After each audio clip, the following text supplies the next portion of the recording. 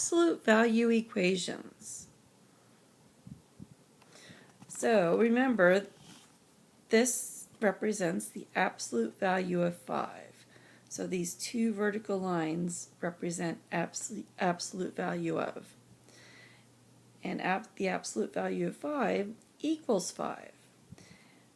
This is just representing the distance from 0 of a value on a number line.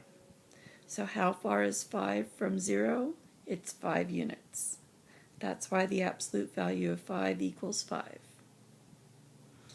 Okay, let's look at an equation. Example 1. The absolute value of 3x minus 2 equals 4. Our first step is to isolate the absolute value expression. But right now, on the left-hand side, I just have the absolute value symbols with something inside them. So it's already isolated. It's already by itself. Then, step 2, we're going to rewrite this as two separate equations. I'm going to take the 3x minus 2 and first set it equal to 4 by just dropping the absolute value symbol. And then take 3x minus 2 and set it equal to the opposite of 4, or negative 4. So the 3x minus 2 appears in both places, and 4, negative 4. Then I'm going to solve each of these equations for x. So I'm doing two separate processes. So first add 2 to both sides. I get 3x equals 6. Divide both sides by 3. X is equal to 2.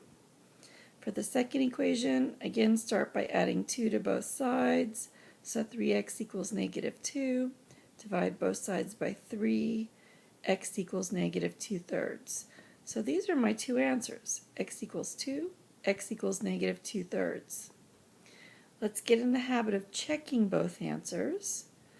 So if I plug both of them into the original equation, do they both work? The first one is the absolute value of 3 times 2 minus 2 equal to 4. And I show that I'm asking the question by putting the question mark over the equal sign.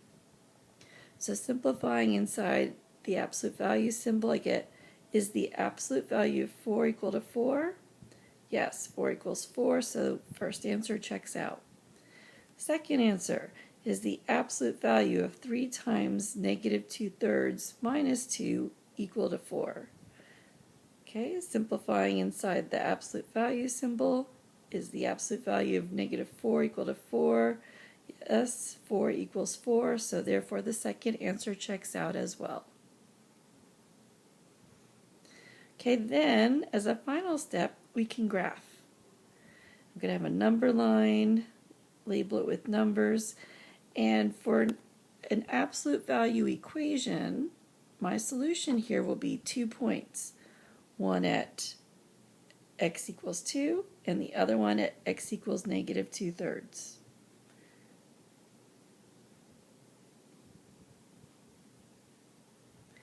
Okay, let's look at a second example. 2 times the absolute value of x plus 1 minus 3 equals 5. So again, remember, start by isolating the absolute value. Let's get that absolute value symbol by itself on the left-hand side. So first, I need to add 3 to both sides to get this absolute value symbol by itself. And I now have 2 times the absolute value of x plus 1 equals 8 because I've added 3 to both sides. Now, to continue getting the absolute value by itself, divide both sides by 2. And on the left side, I'm left with the absolute value of x plus 1, and the right side I have 4. Next step now is to rewrite as two equations. So I take the x plus 1 and set it equal to 4, and then I take x plus 1 and set it equal to negative 4. I'm going to solve both of those equations for x. So on the first one, subtract 1 from both sides. X is equal to 3, and I'm done. And the second one, subtract 1 from both sides. X equals negative 5, and I'm done. Let's check them. So does 2 times the absolute value of 3 plus 1 minus 3 equal 5? So does 2 times the absolute value of 4 minus 3 equal 5? Or does 2 times 4 minus 3 equal 5? 8 minus 3, does that equal 5? Yes, it does. So our first answer checks out. The second one, does 2 times the absolute value of negative 5 plus 1 minus 3 equal 5? Or does 2 times the absolute value of negative 4 minus 3 equal 5? 2 times 4 minus 3, does that equal 5? 8 minus 3 does indeed equal 5, so the second answer checks out as well. So remember, graphing, I'm going to have a number line, and I'm going to have 2 points, one at x equals 3 and one at x equals negative 5. Okay, one more. So here I actually see x's on both sides. We've not seen a case like that yet. The absolute value of 4x minus 1 equals 2x plus 3. Okay, so we've already got the absolute value by itself. It's isolated. Now I'm going to turn it into two separate equations. So the first one, 4x minus 1 equals 2x plus 3. The second one, 4x minus 1 equals the opposite of 2x plus 3, or negative 2x plus 3 in parentheses. Okay, solving the first one, subtract 2x from both sides. I'm left with 2x minus 1 equals 3. Add 1 to both sides. 2x equals 4. Divide both sides by 2. X equals 2.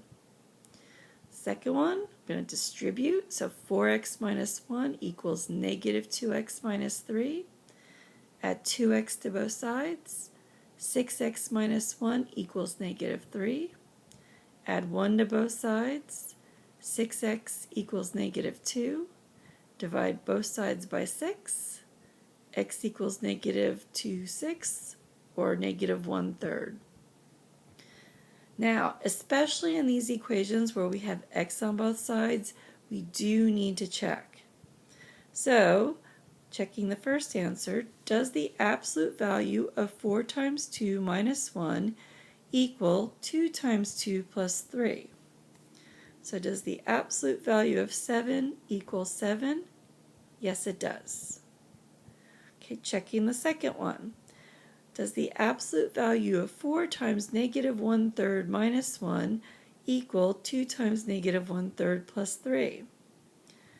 Okay, so does the absolute value of negative 7/3 equal 4/3? 7/3 does not equal 4/3. So this second answer does not work. Negative 1/3 is not actually an answer.